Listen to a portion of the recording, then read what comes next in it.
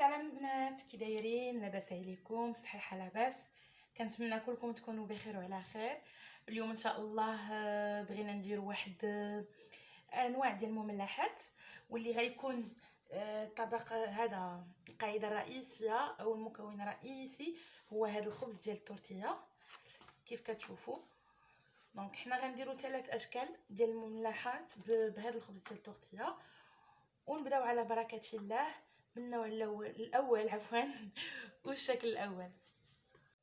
البنات هنايا في الحشوه الاولى عندي حبه ديال لافوكا اللي معكتها بفرشات مع الجبن. المهم اي جبن بغيتو ديرو، كيري، دجاج بلي، جيرفي، اي جبن متوفر عندكم. غنزيد علو هنايا عندي القليل من الذره المعلبه على هذا الشكل. غنزيد كذلك القليل من الاعشاب المنسمه، غير شويه ماشي بزاف. الا ما عندكمش اعشاب منسمه يمكن لكم ديروا غير لا سيبولات ولا التبش. وعندي القليل من الابزار على هذا الشكل، قبيصه ديال الابزار ماشي بزاف، بحال هكا. وغنخلطوا هاد العناصر جيدا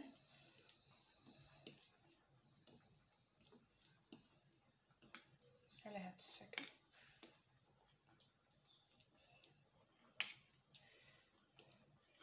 بحال هكا كيف كتشوفوا.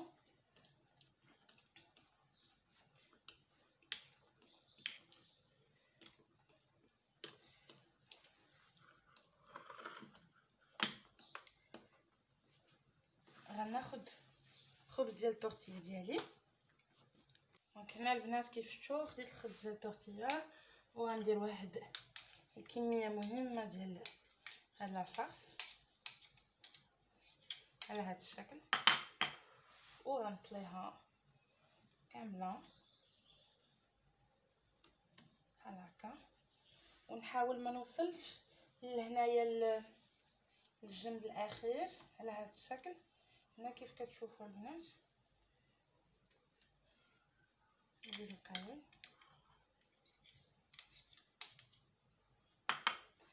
هنا بديت نحاول ما نوصلش ليه، حيت منين غنلويها باش ما تخرجش لي ديك الحشوه من ديك الجنب على هذا الشكل. وهنا غادي نبدا نلوي على هكا بحال هكا على هذا الشكل البنات كيف كتشوفوا. انا غادي نعاود وحده اخرى وندوز لافاس الثانيه ان شاء الله. هنا ملي غنكملها كيف نوريكم، باش غادا ناخد هاد بابي سولفيريزي على هكا، ناخد هكا سولفيريزي بحال هكا. دونك نحاول هنا كيف كتشوفوا ونلويها فيه على هذا الشكل. هنا كيف كتشوفوا. وغادا نخشيها في الثلاجه مده ديال 30 دقيقه ان شاء الله. بالنسبه للشكل الثاني البنات عندي هنايا 2 بيضات مسلوقين ومحكوكين في حكاكه رقيقه. غادي نضيف لهم واحد معلقه ديال مايونيز على هذا الشكل، وغنخلطوا هادشي جيدا حتى نحصلوا على واحد العجين بحال عجين اللي دهن على هذا الشكل.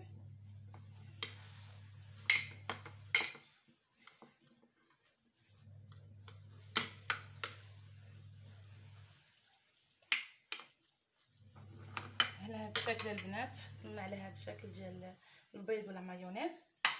غنحطوه هنا في جنب. غادا ناخد شكل ديال ورقه ديال التورتيه. عندي هنا جبن عفوا للدهن اللي غادي ندهن به ديك الورقه ديال لا تورتيه على هذا الشكل.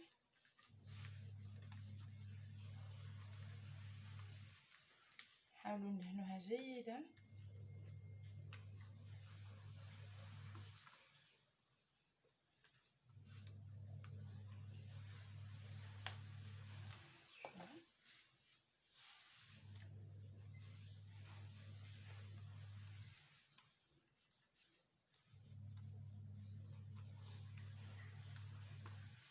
على هذا الشكل البنات كيف كتشوفوا. دونك في هذا الاثناء عندي هنايا عفوا لا دانت فومي او ديك الرومي مدخن اللي غادا نستفو بهذا الشكل.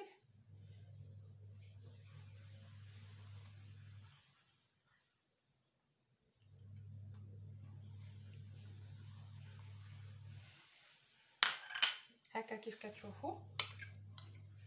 وغادا ندهن ديك الخليط ديال البيض من فوق منه.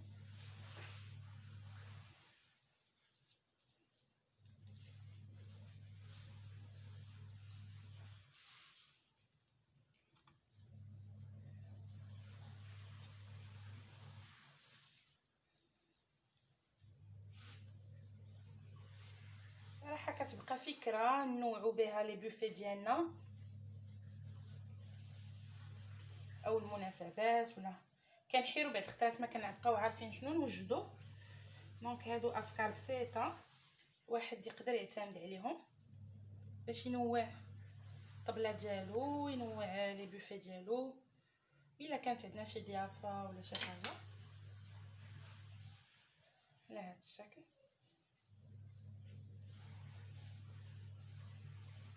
دونك هنا من بعد ما دهنت الخبز ديال التورتيه كيف العاده غادا نحاول نلوي على هذا الشكل. هنا كيف كتشوفوا غادا ناخذ الفيلم اليمونتير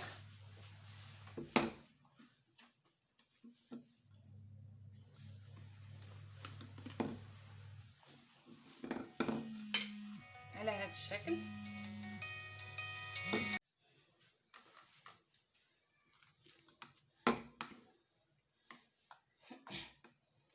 دونك نقطعوا لو فيلم اليمونتير القياس اللي غيكفينا باش نروليو فيه هادي الشيء اللي وجدنا. دونك على هذا الشكل هكا وهكا ونسدو من الجناب بحال هكا على هذا الشكل. نفس الشكل غادا نديرو في الثلاجه مده ديال 30 دقيقه حتى لساعه ومن بعد نقطعهم. دونك انا وجدت هذه، نوجد وحده اخرى بنفس الحشوه ونعاود نوريكم الشكل الثالث ان شاء الله. وبالنسبه للنوع الثالث البنات عندي هنايا جوج بيضات مسلوقين ومحكوكين، عندي جبن احمر مبشور، عندي زيتون اسود مقطع قليل منه، عندي شبت نوريكم الشكل ديالو اللي ما كيعرفوش هو هذا هو الشكل ديالو او لانيت كيف بالفرنسي. عندي البزار وعندي المايونيز. دونك ناخذ هاد جوج بيضات ونضيف ليها المكونات كامله. اول حاجه داك الشبت، غنضيف الجبن الاحمر، غنضيف الزيتون الاسود،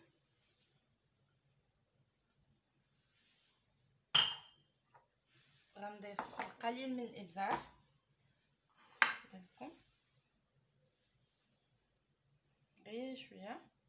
الملحه ما غنضيفهاش حيت كيف كتعرفوا الزيتون مالح، الفرماج مالح. غنزيدو لا مايونيز واحد المعلقه كبيره اللي هي بدورها مالحه على هكا الشكل. وغادي نخلطوا هذا الشيء جيدا.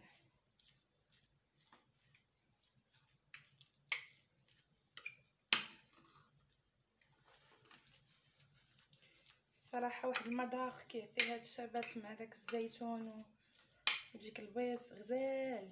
غير جربوها البنات ما غاديش تندموا. وكيف قلت لكم قبيله كيبقاو اقتراحات سهله وفي متناول اي واحد. الخبز التورتيه راه يمكن نصوبوه في الدار ولا نشريوه. الزيتون راه غير درهم ديال الزيتون كافيه نقطعوها. وهذا هو الخليط ديالنا اللي غنحتاجو له. دونك انا ناخذ ورقه ديال الخبز التورتيه وغنضيف فيها حشوه بهذا الشكل وغنبداو نيطاليو بحال هكا ندهنوها على هذا الشكل.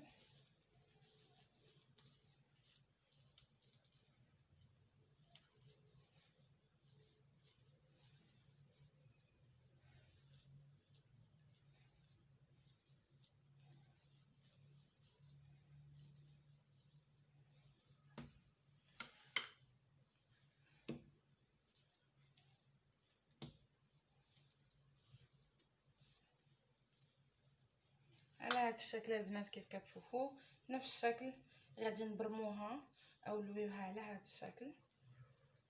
وغادي ناخذوا لو فيلم اليمونتير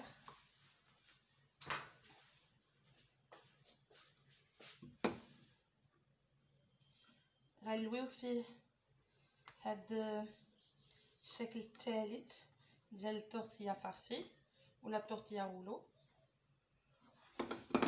وندخلوها حتى هي بدورها للمجمد او الثلاجه واحد نصف ساعه. ما عرفتش فين حطيت المقص. نحيد غير الموس بهذا الشكل ونبرمو بحال هكا. دونك هي بدورها البنات غادي نخشيها في الثلاجه نفس المده اللي قلت لكم قبيله بالنسبه للشكل الاول والشكل الثاني. ومن بعد نوريكم الشكل النهائي ديالهم بثلاثه ان شاء الله البنات. وهذا هو الشكل النهائي ديال لي غولو اللي وجدنا بخبز ديال التورتيه. هذا النوع اللي درنا بالشباتو والزيتون. هذا النوع اللي درنا بلادان فومي. وهنايا فين درنا لافوكا. صراحه شكيله غزيولين وفي المذاق حتى هو هائل. كنتمنى تجربوا هذه الوصفه. الا عجبتكم الوصفه ديال اليوم ما تنساوش الاشتراك في القناه ديالي قناه يوميات سوكي والضغط على جيم وكذلك تفعيل الجرس باش يوصلكم اي جديد والبارطاج بالاصدقاء ديالكم باش تكبر العائله ديالنا ان شاء الله. بصحه وراحه والسلام عليكم والى وصفه مقبله ان شاء الله.